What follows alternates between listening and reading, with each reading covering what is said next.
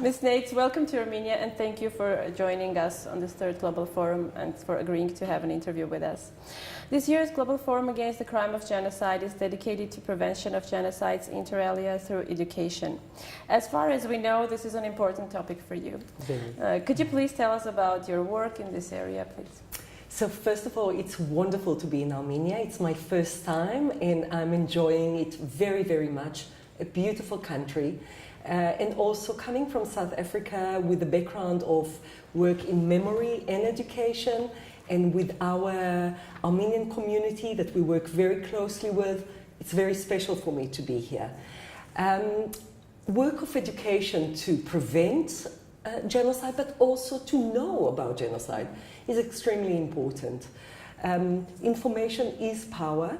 And I do believe that we have to have the information first, the knowledge, the understanding, and then hopefully the wisdom to then prevent atrocities from happening again. Of course, the task is difficult. We in South Africa, of course, know from our period of apartheid, crimes against humanity, that the price is very high. So we have to work doubly hard in the field of education to make every effort that this will work. It's our only chance. Yes, thank you.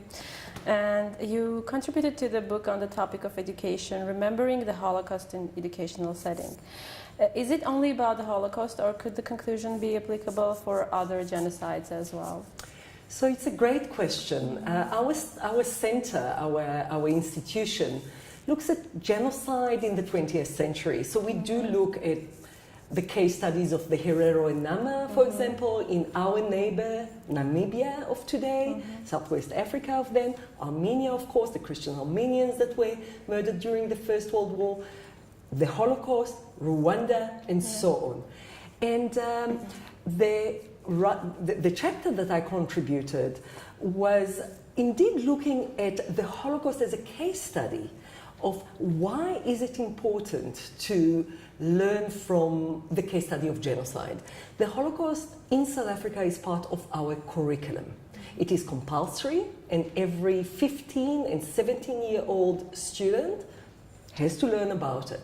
So it gives us an entry point, a way in to speak about genocide. However, teachers, and we try to empower teachers to take also other case studies. And many of them choose Armenia, many of them choose Rwanda, or other case studies. And then the Holocaust becomes an entry point to speak about the subject. But of course, also the Holocaust has such rich documentation that it is easy to use testimonies, it's easy to use primary sources. It is, so much is available to be used. And we try to empower through remembering, so memory issues, but empower the teachers and the students to educate through this memory. So it's not memory for memory alone, it's memory for education and education for lessons. So the importance is to get to lessons learned, lessons for humanity, for all humanity, not only for Armenians, for Jews, for Germans, for Tutsi, it is for all of us. Thank you for your reply. The next question is, in 2015, Armenia led the global efforts to designate December 9th as the International Day of Commemoration and Dignity of the Victims of the Crime of Genocide and of Prevention of this crime. How will this official attribution contribute to raising the awareness about the crime and remembrance of the victims?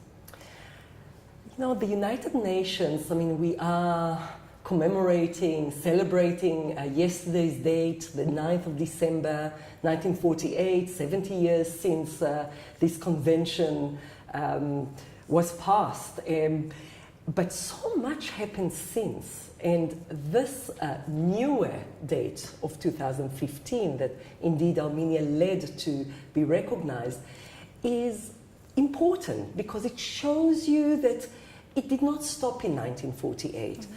International law is continuing to progress. Also our commemorations dates are continuing to progress, and those days of commemoration, so those memorial days, are great opportunity for us as educators, as people that are working in any sphere of influence, to use them to raise awareness. And awareness is the first step. You have to know in order to do anything. And knowledge, sadly, still about genocide and about the Holocaust and about atrocities is not high enough. We have to do more. So I think the day is important. For us in South Africa, it's also very important to say that because of our past, apartheid, crimes against humanity, this declaration of 1948, the convention, was not passed until 1998, December 1998. So it took us 50 years to pass the convention, to accept as a signatory to the convention. And I think that is a lesson for all of us, to work with our governments and to work with our civilians and civil society and students in schools to grow awareness and to make it clear that we have to do this. It is humanity that needs to stop genocide. It's not anyone else that can do that. Thank you. Thank you for this answer. Did you study the issue of fate also and identity in the context of genocide, both on the side of perpetrators and the victims? And if yes, would you share with us your findings, please? If no, then in your opinion, how important is the role of fate and identity in this regard? So indeed, identity is one of the key issues that we study and we teach in our institute and beyond. And faith as well. I contributed to a book about me as a second generation. My father was a Holocaust survivor. My father was on Schindler's List, you know, the famous Schindler's List that I will speak about later. But as a survivor, the issue of faith always came up. Where was God? Where was man? Where were the institutions, the religious institutions? So for me, it was always a point of interest. And also the point of identity, the us and them, the othering of others. And again, especially in South Africa, with our very painful history, the issue of us and them was always it was key in understanding crimes against humanity. In South Africa case study, it was always through the prism of black people, white people, and until today, that is our struggle. And that allows us to speak about the case studies of genocide, because to put it in very simple terms, during the Holocaust, white people killed white people. During Rwanda, black people killed black people. So it's not about the black and white, it's beyond it. It's sometimes religion, sometimes gender, sometimes ethnic groups, sometimes other issues of othering. But that identity is extremely important. To speak about multiple identities. We're not only one, we have layers of identity. Faith, can we not respect other faiths? It's all about pluralism of faiths, accepting other faiths. So for me and for our institution, both these things are key in trying to understand genocide and to prevent genocide. Thank you so much. And my last question is rather personal. So you're a descendant of Holocaust survivors, and your father and uncle were saved by Oskar Schindler. Many of the Armenians today are also descendants of the survivors of the Armenian genocide, saved by missionaries and by famous Norwegian explorer, scientist, diplomat, humanitarian and Nobel Prize laureate Fridtjof Nansen. We all have stories and tales to share. Putting a name and a face to the stories of genocide makes the horrors suffered by the victims more personal, more vivid. And is this the role that the art can play in the context of genocide prevention? Thank you so much for asking me this question. Of course, the personal story of me growing up in a home of survivors. Both my parents were from Poland. My mum was a refugee. She got out before, but my father, of course, was saved by a German, by a member of the Nazi party. And my uncle. My father was very traumatized by his experiences. My uncle was the one that spoke a lot. He was the one that shared his experiences. He was the one that wrote poetry. He used art to tell about his experiences. So growing up in this kind of home, allowed me always to ask the questions, to be interested.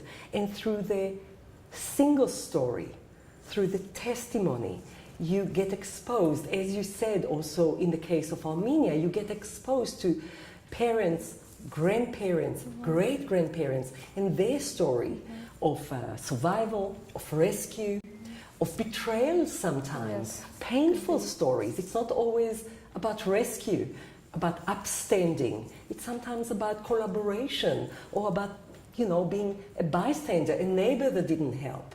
That betrayal, that feeling of being alone, that is so important. Those single stories make the story real and a story that you can learn from. Big numbers are difficult. To say 1.5 million Armenians died. What is 1.5 million? How can I understand? 6 million Jews died. What are those numbers? But my grandmother, Leah Turner, was murdered on the 30th of August 1942, and I should remember her. I never knew her, I never seen a picture of her, but her story, my grandmother's story, is a story that I can identify with. The story of my father, Moses, my uncle, Henrik Turner, is a story that I can identify. The poetry that my uncle wrote, I can share with students. And this is just one example. I usually actually do not speak about my own story because there are so many other stories. But the role of poetry, drama, art, dance, any of those will make the connection to this very difficult history possible for younger generation. Thank you so much for sharing your thoughts and especially sharing the memories. Thank you. Thank you so much. Thank you.